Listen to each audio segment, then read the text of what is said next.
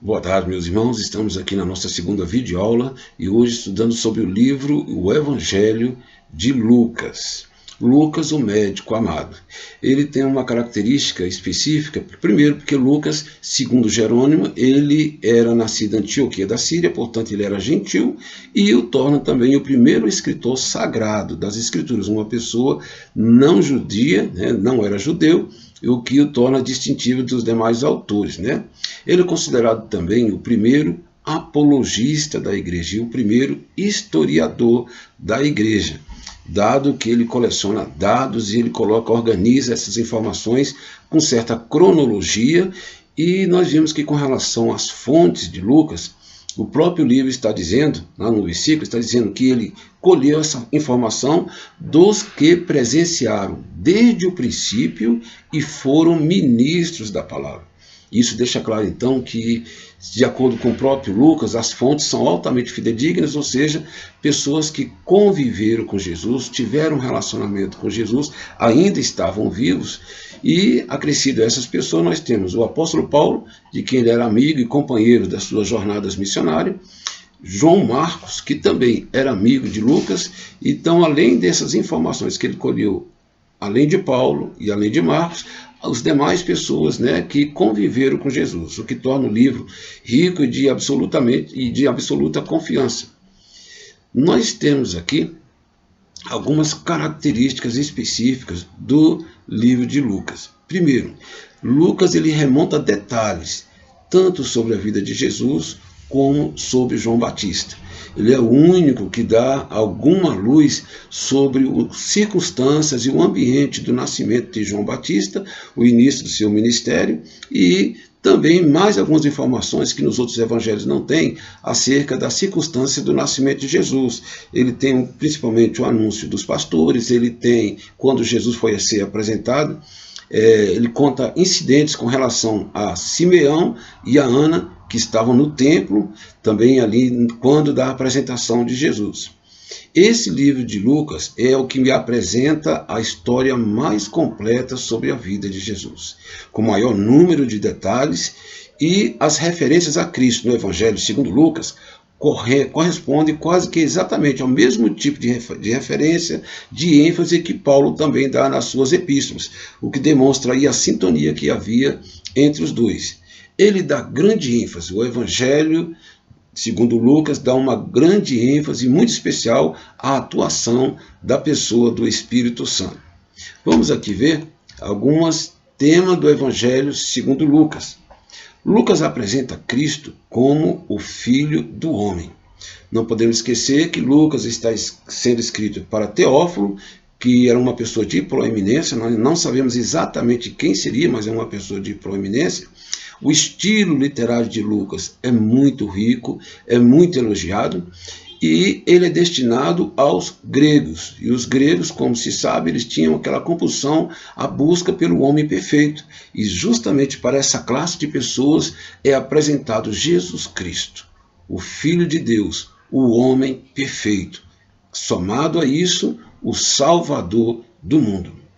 Tanto é que Lucas apresenta Cristo como Salvador universal. Se há uma coisa que Lucas deixa clara é que, apesar de Jesus ser judeu, nascer no contexto judeus e para salvar a sua nação, mas ele deixa muito claro também que a abrangência da salvação de Cristo não se restringe a um povo, que são os judeus. Ele é de caráter universal. Ele tem conotação para com as mulheres, para com os pecadores, para com os publicanos, todos são alvo de seu amor. E o distintivo de Lucas, que poderíamos considerar como tema central de Lucas, seria o que está em Lucas, Evangelho de Lucas, capítulo 19, versículo 10, que o Filho do Homem veio buscar e salvar o que se havia perdido. Essa é uma das maiores verdades centrais do Evangelho de Lucas. Vamos começar com o primeiro bloco, que é sobre o nascimento e crescimento de Jesus em Belém. É importante notar que, humanamente falando, o nascimento de Jesus em Belém se deu por conta do recenseamento, em que todos os cidadãos deviam comparecer às suas cidades para poder ali se apresentar e cumprir o recenseamento. Esse é o aspecto humano.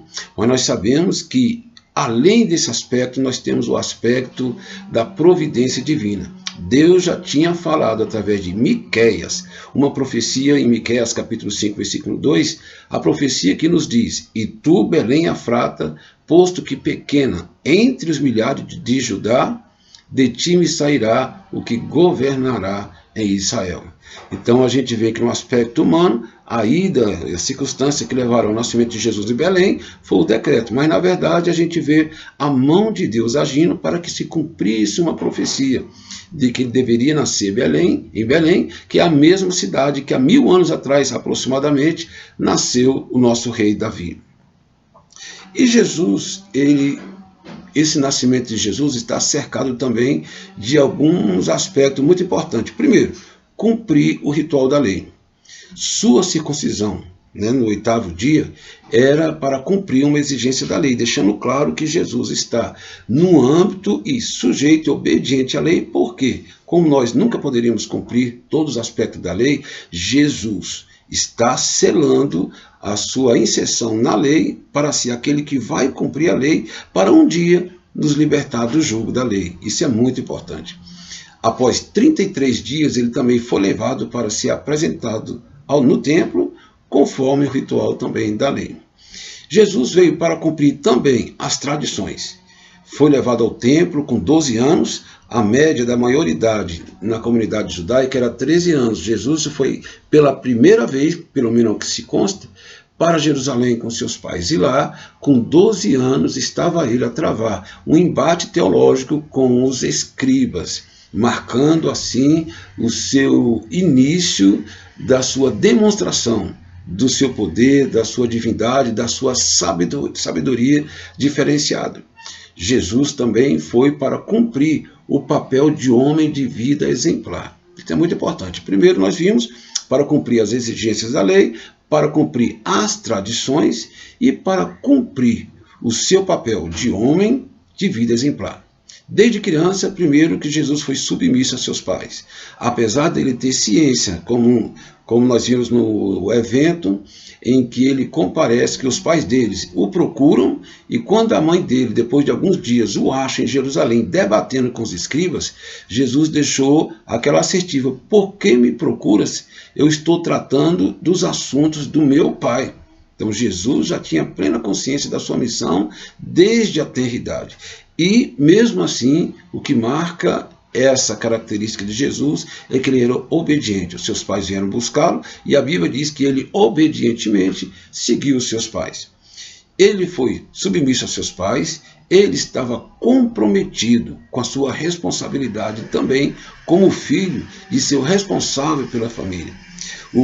A idade sacerdotal começaria com aproximadamente 30 anos. Com 30 anos, Jesus iniciou o seu ministério, mas até os 30 anos de idade, Jesus, ao que se sabe, a mãe de Jesus ficara viúva, então ele, como primogênito, assumira a responsabilidade pela liderança e provimento da família.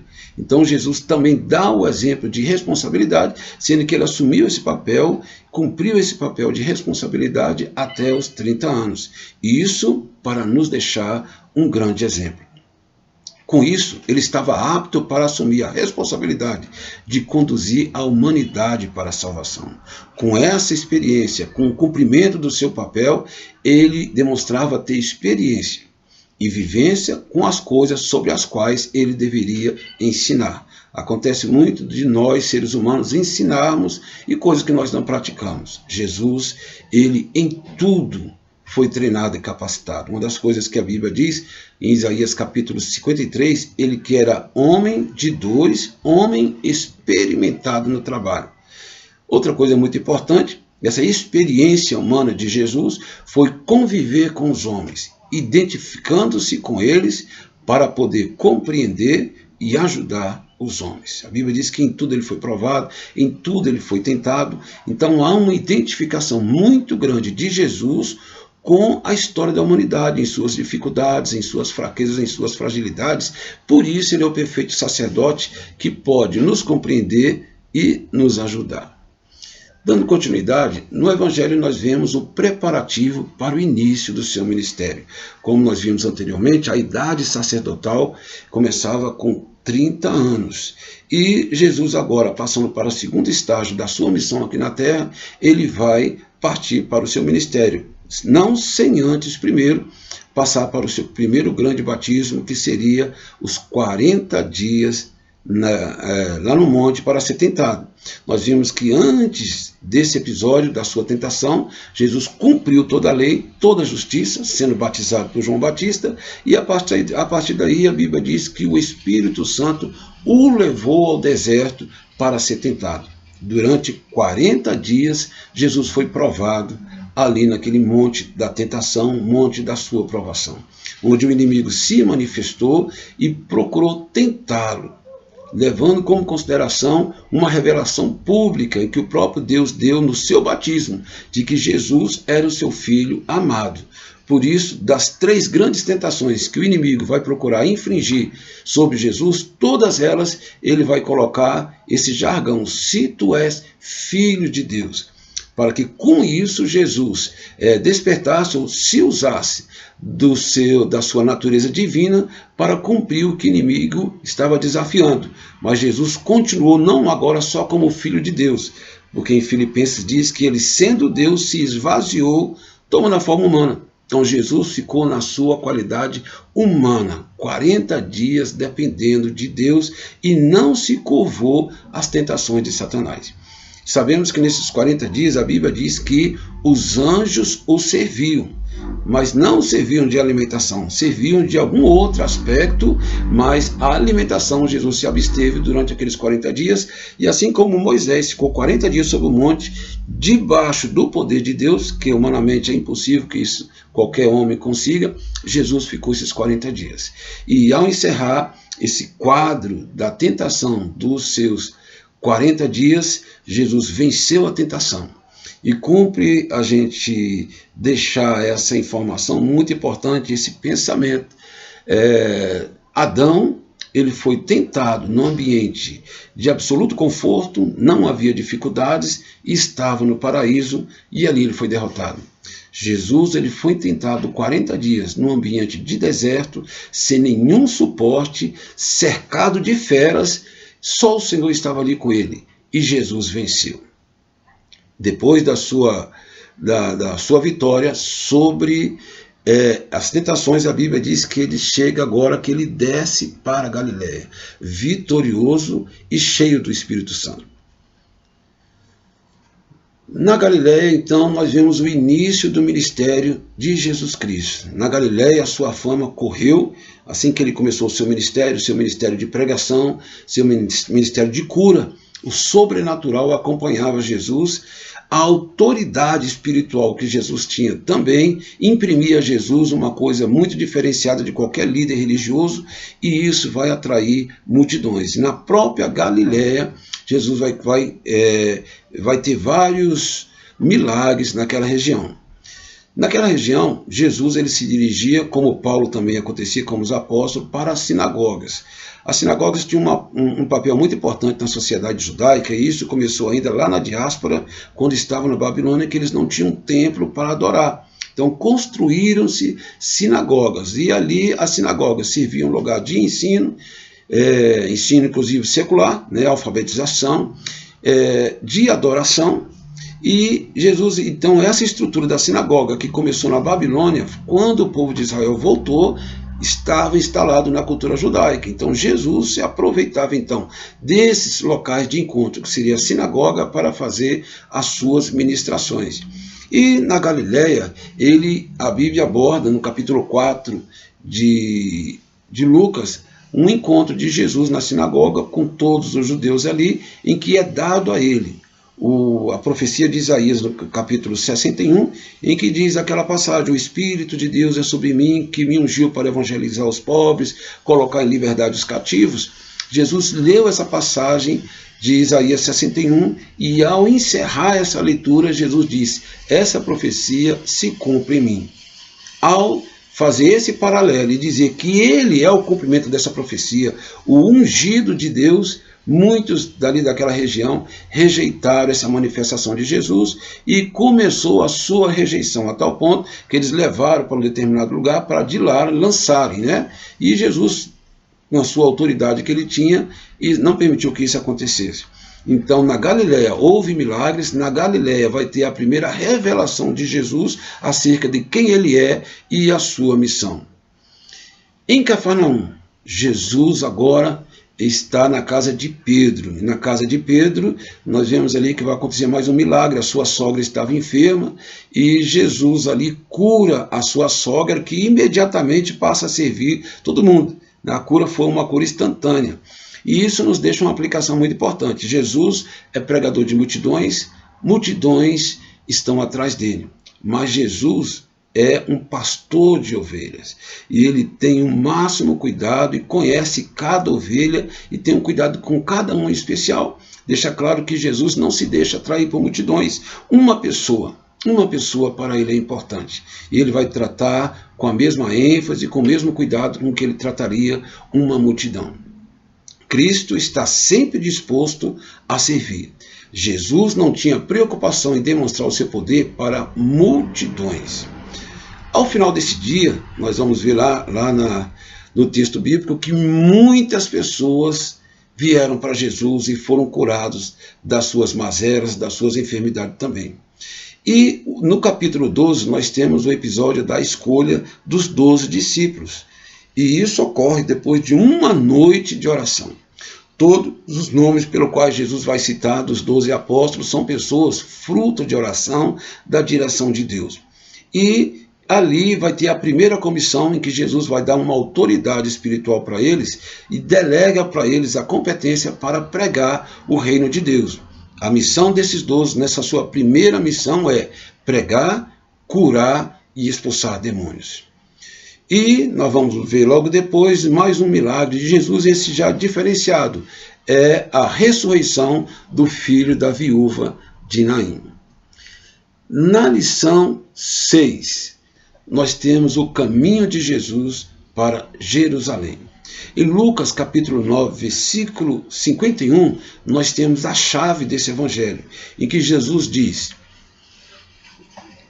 E aconteceu que, completando-se os dias para a sua assunção, manifestou Jesus o firme propósito de ir a Jerusalém e mandou mensageiros. Então nós vemos aí a observação. E aconteceu que, completando-se os dias para a sua assunção, estava chegando próximo o dia da morte e da ressurreição e a assunção, o retorno de Jesus para a eternidade. E ele tinha esse momento de glória esperado, mas tinha um momento da cruz. E ele, sabendo disso, mesmo assim, ele demonstrou um firme propósito de ir a Jerusalém, porque ele sabia que a sua missão era esta. O Filho do Homem veio para dar a sua vida. Jesus nunca desviou e sempre esteve consciente que por mais glória que ele recebesse na humanidade, por mais elogios, por mais apreciação, carinho e afeto, ele sabia que essa obra dele só estaria completa se ele fosse para a cruz. Quase 10 capítulos são usados para descrever a subida de Jesus para Jerusalém e os eventos que vão cercar ali Jesus indo para Jerusalém. Primeiro nós vamos ver o aspecto da sua resolução. Jesus estava resoluto, apesar da rejeição dos samaritanos. No seu percurso ele vai passar por Samaria e lá os samaritanos vão rejeitá-lo. Nada disso impediu de Jesus de manter o mesmo ânimo e continuar a sua jornada. Depois disso, dessa rejeição dos samaritanos, nós vamos ver uma segunda comissão, agora com um grupo maior. 70 pessoas Jesus vai comissionar. E esses 70, ao contrário da situação de antes, vai ser espalhada e vai ter a missão de preparar essas pessoas para que quando Cristo chegasse, eles entendessem a mensagem de salvação. Aqui diz que a comissão dos 70 é para pregar a todas as cidades e lugares aonde Jesus haveria de ir, 6 meses após a sua missão. Então nós vemos então que essa missão já é mais expandida. Primeiro, o número, a área de alcance é maior, e agora, em vez de ser 12, são 70 pessoas, que depois, a Bíblia relata que depois que eles fizeram cumpriram esse mandato de Jesus, voltaram extremamente alegres, muitos milagres aconteceram, inclusive o Senhor deu duas considerações importantes: não se alegrem, porque os demônios estão sendo submetidos para vocês. Se alegrem, porque o vosso nome está escrito no livro da vida. A segunda observação: eu vi Satanás cair como relâmpago. Então o Senhor está dando um vislumbre do que ele viu na eternidade, lutas que já aconteceram na esfera celestial, e que nós sabemos que Satanás vai continuar sendo inimigo da sua igreja, mas sempre derrotado pelo poder do Senhor Jesus.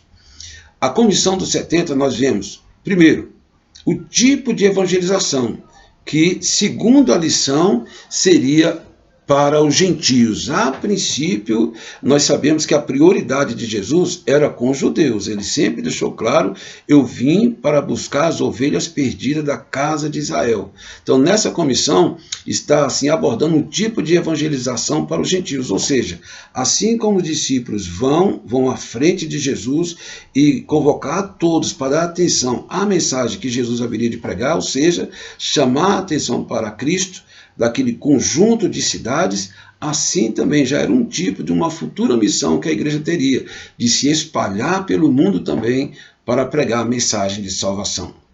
Essa comissão também, nós vimos aquela questão específica que nós vimos no livro de Mateus e no livro de Marcos. Eles deveriam ir sem alforje, sem nenhum tipo de suprimento. Não poderiam ter duas sandálias, não poderiam ter duas vestes.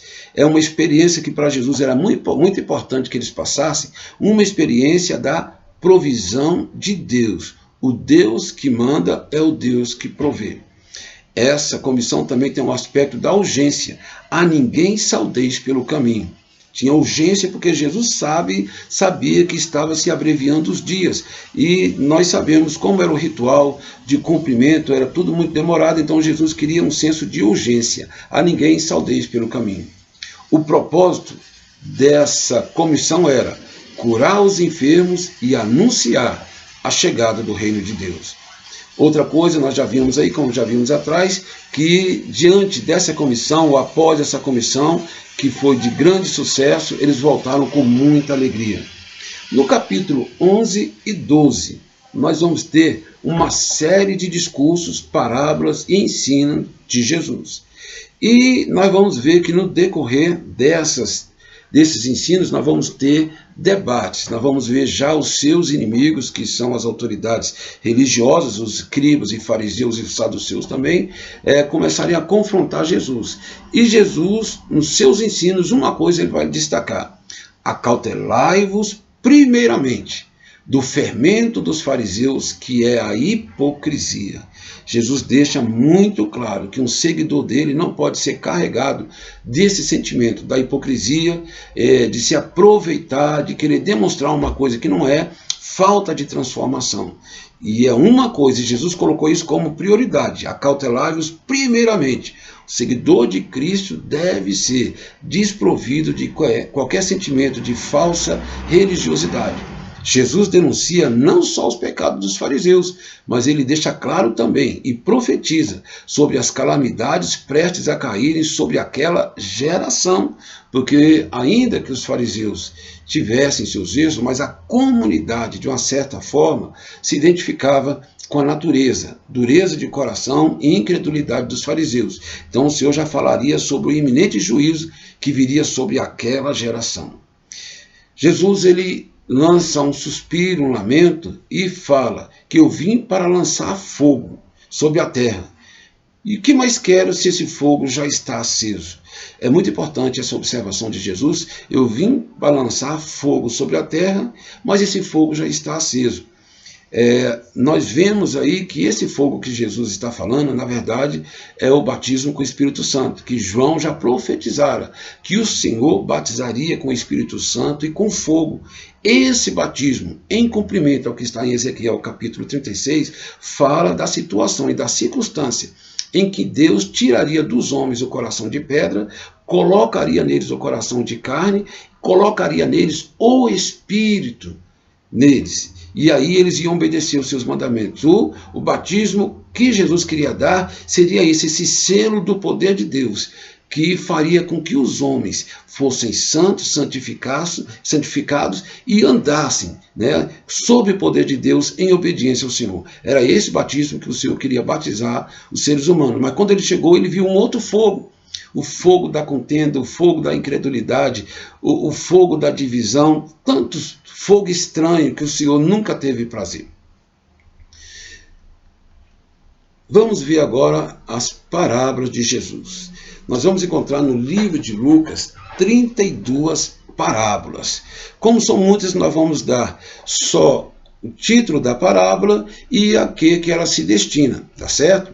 Vamos lá, nós temos a parábola do credor e dos devedores, que ensina que o perdão do pecado tem origem no amor de Deus. Temos a parábola do amigo importuno, que destaca a necessidade tanto da intimidade entre as duas partes, né, e o valor da persistência. Parábola do servo vigilante, que diz respeito à segunda vinda de Jesus e o relacionamento dos seus servos com Cristo. Parábola da grande ceia, revela que o propósito divino é imutável, mas a oportunidade divina é limitada. Nós lembramos que essa parábola trata de que Jesus fez o convite, as pessoas rejeitaram o convite, as pessoas que foram convidadas, Jesus então, o rei então daquela época, abre um leque para que venham outras pessoas. Uns rejeitaram, outros aceitaram. Então essa parábola é muito importante porque revela que o propósito divino é imutável. Deus tem um propósito com todos os seres humanos, mas a oportunidade deve ser segurada, porque depois que perde a oportunidade que Deus dá, não tem mais jeito. Isso acontece muito com a humanidade. O evangelho é pregado enquanto há vida, né? Em João capítulo 5, versículo 24, o Senhor fala que todo aquele que vive e ouve a sua palavra, crê naquele que enviou, tem a vida eterna. Todo aquele que vive e ouve, não há uma segunda oportunidade na eternidade. Parábola da providência. Ensina que o cristão deve ser um testemunha, combater o mal e guardar-se da corrupção. Aí Jesus dá alguns enunciados lá, por exemplo, quem não aborrecer seu pai, sua mãe, né, sua família, não é digno de mim. Prioridade a Cristo. A própria vida da pessoa não pode ser discípulo de Cristo se ele amar qualquer fato da sua vida que seja mais importante do que Cristo, qualquer relacionamento que seja maior do que Cristo. Ele também cita o exemplo do construtor de uma torre e como se preparar para uma guerra, dizendo que a pessoa, ao saber que a eternidade está diante dele, ele tem que tomar a decisão certa, o planejamento certo, para depois ele não ser derrotado. Parábola das coisas perdidas. Refere-se ao propósito do homem perfeito, Jesus, que veio a fim de salvar o que se havia perdido, está em Lucas capítulo 19, versículo 10. Parábola do mordomo infiel, que cabe a nós sermos dignos despenseiros dos bens que dele temos recebido, visando o nosso futuro eterno. Nessa parábola, vocês sabem que é de um administrador que, sabendo que ia ser demitido, ele então vai à procura dos credores, todos os devedores do seu senhor, faz um pacto de perdão com eles para conquistar a simpatia, porque ao ser demitido, um deles iriam recebê-lo como seu empregado. Então Jesus pede para fazer uma certa analogia. Viram como esse homem foi precavido com relação ao seu destino? Nós também temos que ser precavidos com relação ao nosso destino. Parábola das coisas perdidas. Refere-se ao propósito do homem perfeito. Jesus que, já havia falado, né, que veio a fim de salvar o que se havia perdido. Parábola do rico e Lázaro. Não é necessariamente parábola. Isso é muito importante, né? Porque uma das características da parábola é a questão da analogia. E nessa parábola específica, nessa passagem específica, Jesus cita nomes, o que diferencia de qualquer parábola, dando a ideia de que Jesus está dando um vislumbre do que está acontecendo na eternidade. Essa parábola fala de destino de homens, céu, que no caso seria o seio de Abraão, e inferno, que é onde estaria o rico. Jesus não ia citar um episódio desse, sendo que ele não existisse. Por isso que ele não pode ser considerado essencialmente como parábola, mas um relato e uma advertência de Cristo com relação à realidade espiritual. Parábola do juiz iníquo. O juiz ímpio muitas vezes não nos ouvirá, nem terá misericórdia de nós. Devemos orar com perseverança, porque Deus sempre nos ouvirá, com infinito amor, e atenderá segundo o seu propósito e no momento definido por Ele. Isso é importante. Deus nos ouve, Deus responde, Deus age, mas no tempo dele.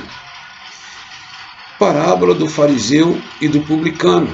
O pecador é justificado pela graça e pela fé, jamais pelas obras, dedicação ou demonstrações de virtudes humanas. Parábola do bom samaritano. Importa fazer ao bem ao próximo. Isso independente, isso é muito importante, o que torna o cristianismo e os seguidores de Cristo da forma que deve ser seguido, diferente de qualquer segmento, de qualquer grupo. Primeiro que Jesus manda amar os seus inimigos. Jesus manda fazer bem aos seus inimigos, e nessa parábola do samaritano, Jesus deixa muito claro que nós devemos fazer o bem ao próximo, independente do raça, religião ou caráter de quem está recebendo o benefício. A essência do Evangelho, Cristo derruba barreiras, ou seja, o Evangelho de Cristo, nesse particular, ele é superior a qualquer outro subgrupo religioso que possa existir. A essência do Evangelho de Cristo é fazer o bem, e isso sem olhar a quem. Vemos agora que depois desses episódios nós estamos vendo agora Jesus chegando em Jerusalém. E Jesus chega a Jerusalém sem pompa. Quando ele chega em Jerusalém, a Bíblia diz que ele pediu um jumentinho para ele, não um cavalo de guerra, não um cavalo possante, mas um simples jumento. Ao que os discípulos ali colocam as suas vestes para forrar para o assento do mestre, e assim Jesus entra em Jerusalém, não com pompa, mas com humildade, revelando a sua atitude humilde. Há uma profecia que diz: eis que o seu rei vem montado sobre o jumentinho. Essa profecia se cumpre com Jesus Cristo. Da parte do povo, nós vemos expressões de alegria, regozijo e com aquela ênfase de coroar e de que Jesus fosse o rei deles, sempre deixando claro. Nós vemos isso também no Evangelho de Mateus e Marcos. O povo não estava tendo Jesus como seu rei, mas um rei que para eles, a aspiração deles é que colocasse fim ao domínio do Império Romano. E não era esse o objeto de Jesus. Jesus sempre deixou claro: o meu reino não é desse mundo. Então a multidão aclamou como rei, acompanhado não somente de discípulos, mas uma multidão. Foi uma multidão muito grande que seguiu a Jesus nessa entrada triunfal em Jerusalém. Ao pedido de que rejeitasse a manifestação, Jesus recusou repreendê-los. As autoridades se sentiram doídas de que Jesus aceitasse toda aquela aclamação, hosana ao rei que é vindo em nome do Senhor. Eles não gostaram daquilo, pediu que Jesus se manifestasse e fizesse com que aquelas manifestações parassem. Jesus não aceitou isso, porque na verdade ele era o rei, e ele ainda declarou: olha, se esse povo não clamar, as pedras vão clamar. Jesus então rejeitou essa orientação dos seus opositores. Mas logo em seguida nós vemos um episódio. Enquanto havia alegria pela chegada de Jesus, o próprio Jesus deixa uma demonstração de tristeza ao olhar para Jerusalém. Quando ele olha a Jerusalém, ele se sente compungido para lançar um lamento. Jerusalém, Jerusalém, quantas vezes eu quis ajuntar vocês debaixo dos meus braços, assim como a galinha junta os seus pintinhos. Mas Jesus sabia que eles sempre rejeitaram esse acolhimento de Deus. Então esse relance da lamentação de Jesus é muito importante. Por causa disso, e sabendo que eram os seus últimos dias, Jesus lançou-se a ensinar no templo, não mais na sinagoga, porque tinha o templo central, e agora Jesus vai se servir do templo, das instalações do templo, tanto interno como externo, para pregar, para ensinar ao povo. Sofreu grande resistência da liderança, mas mesmo essa resistência, mesmo esse confronto com a liderança, não esmoreceu Jesus da sua missão. Isso para nós é muito importante. Às vezes nós somos chamados, Deus nos chama, encontramos obstáculos e porque pessoas não nos aceitam, porque sentimos dificuldade, nós paramos a obra porque queremos sempre ser aprovados.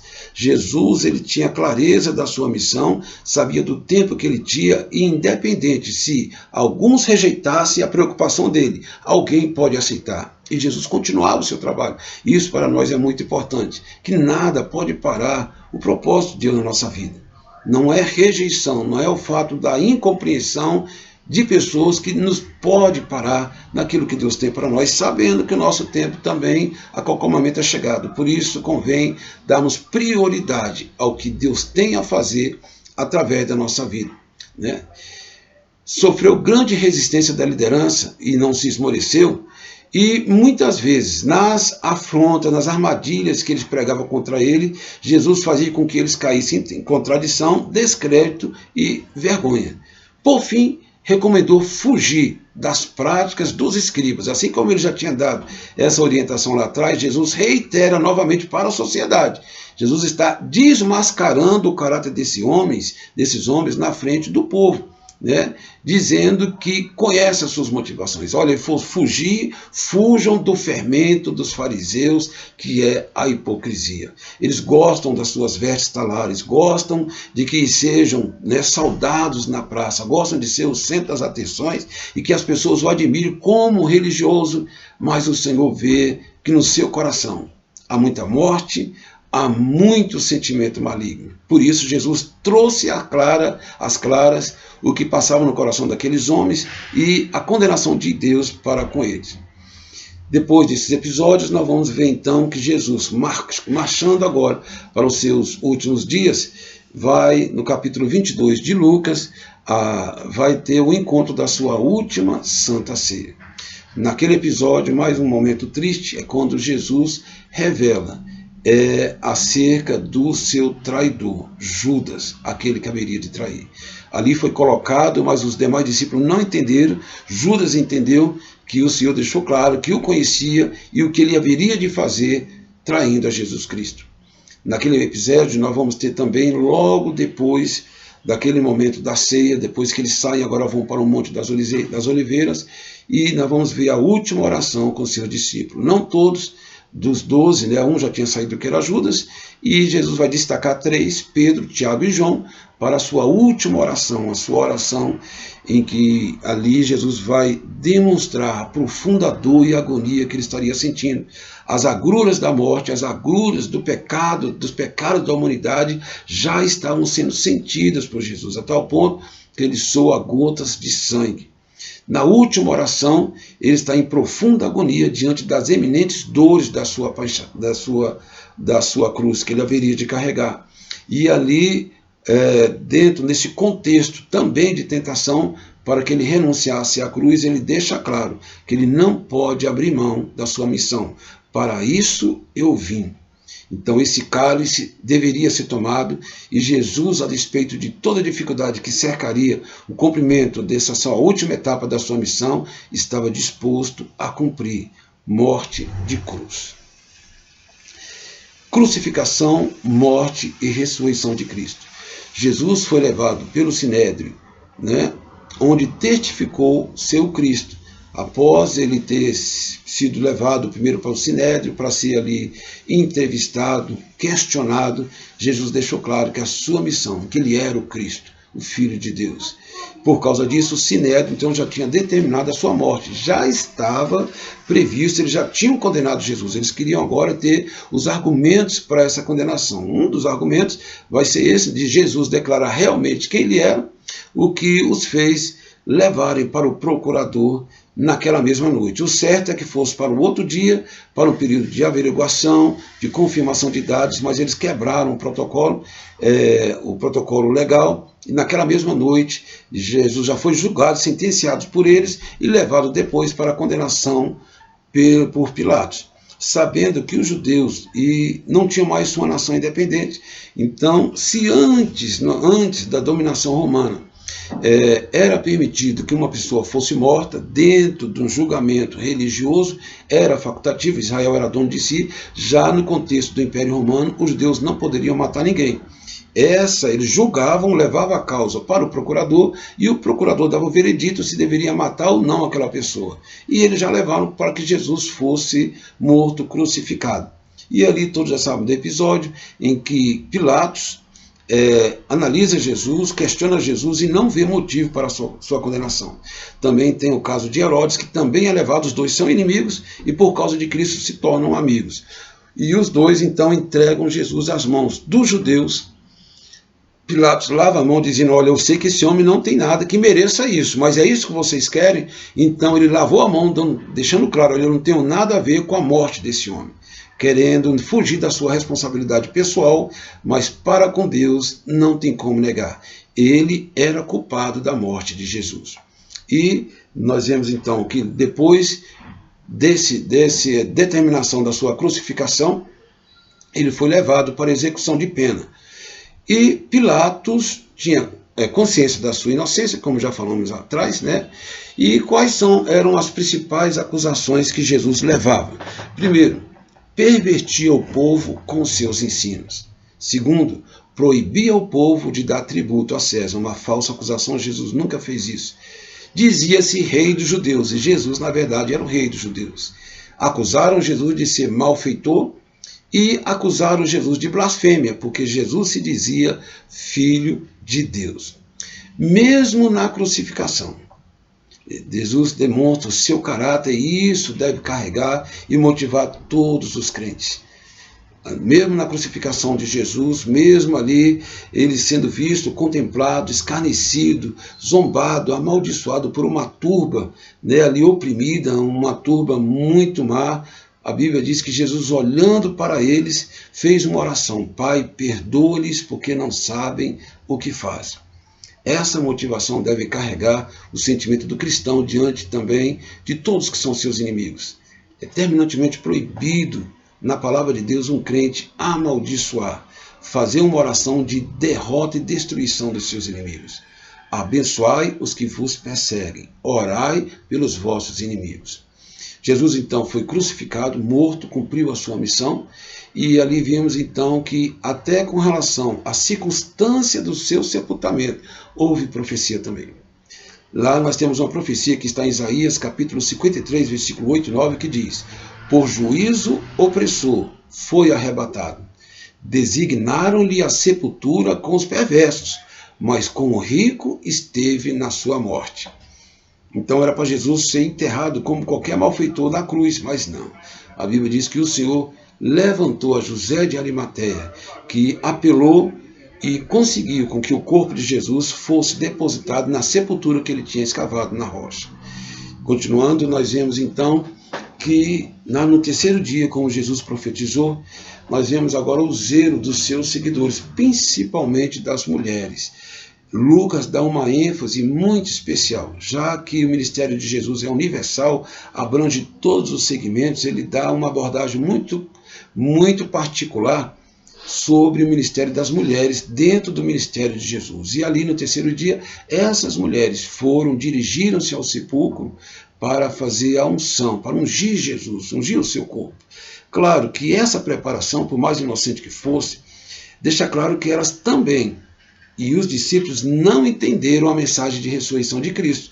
Se elas foram para embalsamá-la, porque não estavam com a expectativa da ressurreição, quando então o anjo aparece, a porta estava removida, a pedra estava removida, e o anjo reitera para elas: olha, vocês não se lembram que ele falou que ele haveria de ressuscitar? Então, com toda aquela surpresa, Jesus então apareceu a elas, apareceu primeiro a Maria Madalena, né? Vai aparecer para os discípulos e reitera que tudo isso, quando Jesus aparece para os seus discípulos, Jesus deixa claro mais uma vez que tudo isso aconteceu porque convinha que o Cristo padecesse e ao terceiro dia ressuscitasse. Jesus não foi morto como mártir. Jesus é o único homem que veio sabendo que veio para morrer. Então, é tudo parte de desígnio de Deus. A morte dele não foi só porque os judeus rejeitaram, não foi só porque o Império Romano não queria ele como rei. Não, era desígnio de Deus. Ele veio dar a sua vida em resgate de muitos. Marcou encontro com discípulos em Betânia, onde os abençoou, e depois subiu ao céu e os abençoou com a promessa: Eis que envio sobre vós a promessa de meu Pai. Permanecei, pois, na cidade de Jerusalém, até que do alto sejais revestido de poder. O Filho do homem perfeito, o homem sem pecado, Jesus Cristo, venceu, triunfou sobre a morte, está sentado à direita de Deus. E de lá ele prometeu que não nos deixaria só. Além da sua companhia conosco, ele deu uma capacitação para a sua igreja, o poder de Deus para nós darmos continuidade à obra e o ministério de salvação do Filho de Deus. Que Deus te abençoe, em nome de Jesus.